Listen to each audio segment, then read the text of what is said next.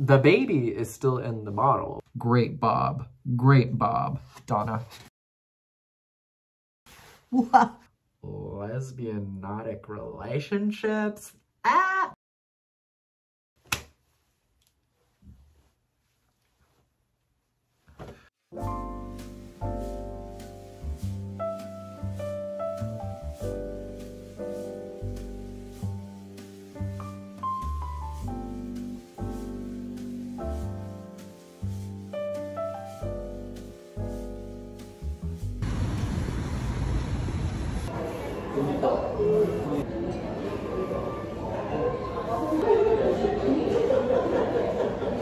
Hi, hello. I never positioned my camera in this direction. Trying something new.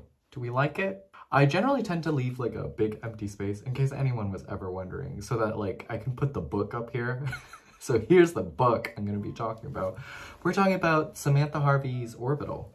And I just realized I can't talk about it yet because I don't know when it's being published and who it's by in terms of publisher. Hi y'all. I just got home from work.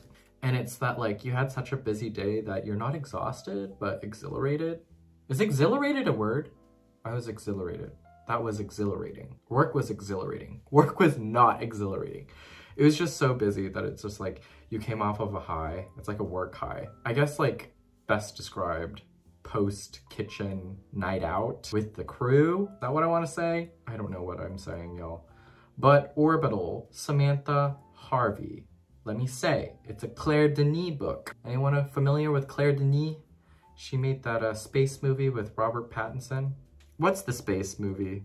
Give me the space movie. It's High Life from 2018. Do we remember that? Robert Pattinson was in that movie. And Mia Goth? Mia Goth was in that? Juliette Binoche was also in there. Okay, anyway, Orbital, Samantha Harvey. This is out by Atlantic Monthly Press, December 5th. How cute. A little fun Christmas book to gift all your friends and family. What is this? It's essentially if Terrence Malick directed 2001: A Space Odyssey. It's a slow burn, spatial sci-fi set in the future on this spaceship that's orbiting the world, but it floats over the countries while musing on the essence of life. Quite existential, sad, somber, nostalgic. It's a cute, fast read, surprised me. Being able to move through Harvey's prose was just so, it just felt like I was floating in space, and she really encapsulated that feeling. So it's definitely a mood read. If you're looking for a slow burn sci-fi, you know, want to veer into sci-fi, this is it. It's not very like plotty. It's just you floating within the text, the space, and musings on life. It's beautiful. It's just normal people in space. I feel like we get so little of that, you know, the average Joe in space. I read it within a day, actually, so you can too. You can too. Short, sweet, a really nice, breezy read. I think that can get you out of a slump, perhaps. Look out for it. I think it'll hike up your Goodreads count, so definitely do it. I'm also reading Come and Get It by Kiley Reid. Does anyone remember Such a Fun Age? She wrote that. That was a lot of fun. I remember that was one of the first books I read on the Kindle when I first got my Kindle, and I was like, oh my god, Libby, this is so cool, it's exciting, and Such a Fun Age was one of those. I remember having a good time with that one. I think I gave it like 3.5 stars. It was okay. Come and Get It, her sophomore novel, not so fun. This is, we're at the University of Arkansas. So we got Millie, who's a senior resident assistant, an RA. She wants to graduate, get a job, and buy a house, but there's a visiting professor, Agatha, and offered a very interesting opportunity. We're getting wide age gap relationships, tensions between women, lesbian nautic relationships. Maybe. I won't spoil it for you.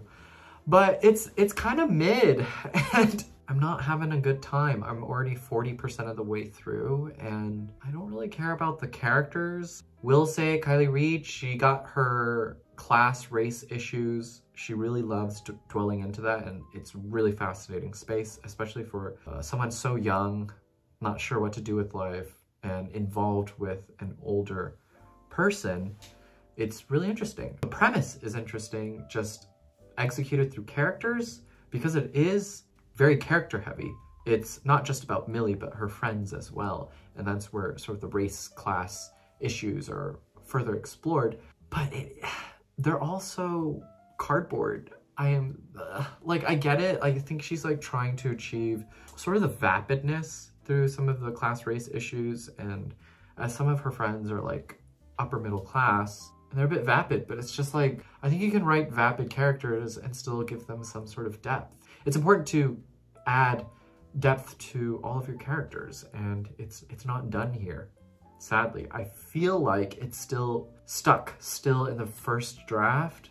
And yeah, I don't know what to make of it, but right now it's at a 3.57 on Goodreads, and I'm gonna join that camp because it's pretty mid. I'm thinking of DNFing it, but it's just like, I already made 40% of the way through, and someone said by 80% there's like this little thing, and I don't know if I want to like double my percentage just to get like an okay thing, you know? I've been really thinking about like my choice in books lately.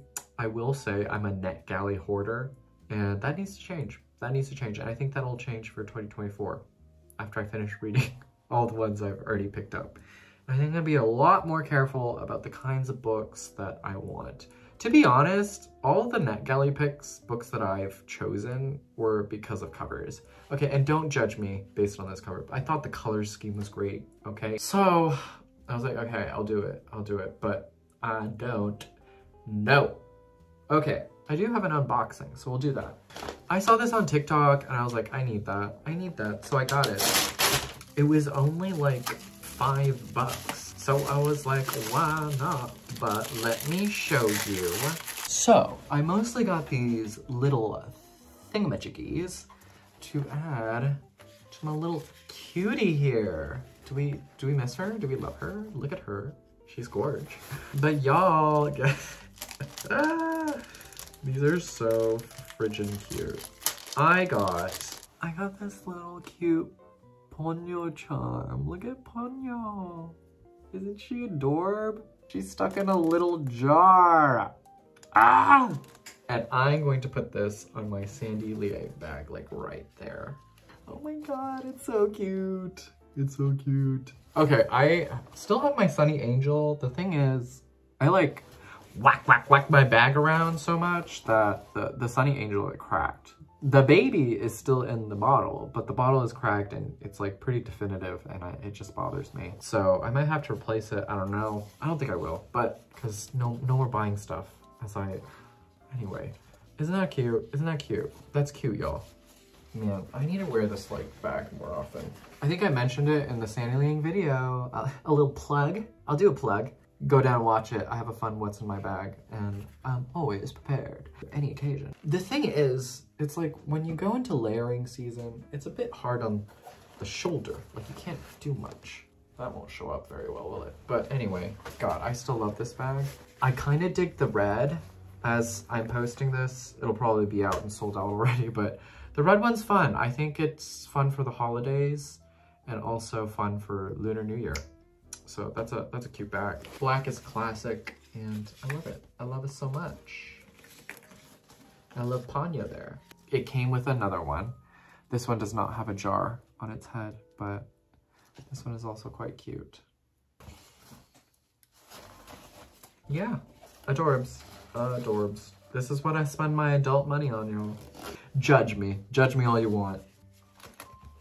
Okay, well, that's all the updates. I've just been so busy with work, and life's been busy, y'all. And I'd like to slow down a bit, but I have to keep going. The end of the year is here, and I just have to power through, sadly, so.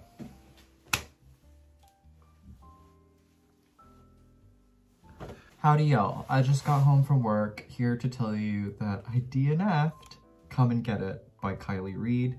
Will preface that I think I said that I enjoyed Such a Fun Age. I did not. Apparently I DNF'd that too. And coming into this one, I thought I'd give Reid another shot. I did. Made it 60% of the way through, and it's bad. It's like really bad. Like, oh God. Anyway, it's about an RA at a university, and she gets into cahoots with this professor named Agatha. Yeah, there's some shenanigans while also playing with class and race with these other girls. And there's like, it comes out to be about like 8 people that you have to deal with, but then there's like no depth to any of the characters. Like, I don't care about any of these people. There's no reason to care about them. There's no interior conflict where I can, like, there's no entry point into any of these characters. They feel so flat. And it's mind-boggling. It's mind-boggling. Like, I had to go back to my review of Such a Fun Age, and the same problems arise. 1, the writing is so elementary, and 2, there just isn't enough character depth. And it's so sad because Kiley Reid graduated from the Iowa's workshop, you know? Dream school, dream school. Ever since I had read Kurt Vonnegut and searched, you know, those awful campus brochures about the best schools on writing, did so much research, and Iowa used to be this dream of mine, this like place, this mecca of writing, to like go out to the boonies and get real work done, you know, this dream. I've always had it. I was gonna do it. But you know what? After having read 2 Iowa graduate novels this year, this one and I forget who it is, but if I remember, I'll leave the title here.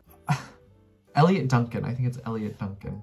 I forget what the name of the book is, but God, I am so glad I saved money and didn't go to Iowa, because like, also, what a waste of frickin' time if you ask me. Woof! Boy, oh boy. But yeah, this is just, it's sad. It's really sad. It just seems that Kiley Reid is still stuck in the 2nd or 3rd draft. Like, all of the chess moves are there, but there are no chess pieces. The motivations are there, but there are no real characters to the motives. And I just think there needs to be a lot more care into the characters so that we get a stronger novel. But sadly, it's very weak at this point, and I think it needs a couple of more rewrites in order to get where it needs to be. Also, it's 400 pages. 400 pages. Let me tell you, nothing of like strong matter happens in the book. I think the relationship between Millie and Agatha were really interesting, but outside of that, with the giant cast of characters, it's just so cluttered. There are scenes that can definitely be cut, can leave more room for character development and character care, but it's not there. Kiley Reid is not there with her writing, and she just needs to go back to school, I think, honestly. Yikes. But who am I? I'm just a voice on the internet. Read my novel, and then you can tell if any of this is justified, if you will. But, you know, I did my undergrad in creative writing, so. Anyway, very disappointed. I thought it would pick up, like, beyond the 50% mark, but, you know, just isn't worth it. And I don't got time. I don't got time for silly little novels. I'm sorry. I'm sorry. But if you've read this or are planning to read it, let me know. Oh wait, that won't make any sense because this comes out January 30th by Putnam's and Sons. It's an imprint of Penguin. I don't know if this video will come out before the book comes out, but if you pick it up and if you read it, let me know your thoughts. Would like to know. If you read Such a Fun Age, let me know what your thoughts were on that. We can get to discussing. Like, change my mind. Maybe I'm in the wrong here. Maybe there's something I'm missing. Let me know. Like, all the class race issues I think are like really cool, really interesting, given also Reid's background. She comes from money, apparently, but she did spend a lot of time nannying at like rich people's homes and kids. So that's where most of her experience about like class and race come from. And it's, I think, gripping if you ask me, but like the intentions are there and good, but the execution misses the mark. Big time, big time. Anyway, I'm flustered. I'm flustered because I spent like, you know, there's so little hours in the day. I've been so busy this week. I thought, okay, you know, the downtime that I do have, let me jump into this novel. Let me go back to the campus. Let me see if I can enjoy something here. Nothing. Zilch. Woof. It's just infuriating, you know? Infuriating. So sad that this is a 2024 release too. But NetGalley, I still love you. You know, I put up some really good reviews. If you like look at my track record, I give out, you know, this was a 2-star read, but I give out 3 or 4 stars too. So I'm still a team player here. Anyway, here with a little book package, book mail unboxing. It's not in a box, but it's gonna be stripped out of its package. Let me tell you first, this book here, let me tell you, it was 50 cents. 50 cents with free shipping. Ha! Wow. How? Let me unbox this for you. This is crazy, y'all. Renee from Left-Handed Reader put me on this. Well, I've thought about it a lot, and Charles actually talked about it a lot. And so it just garnered some interest for me. But this specific edition, I was like, I need it. I need this exact edition. Y'all, it is Donna Tartt's The Little Friend. The woman hasn't put out a book, and I can't wait any longer, so I thought, okay, let's go and finish her bibliography. And I haven't done this one. This is The Little Friend.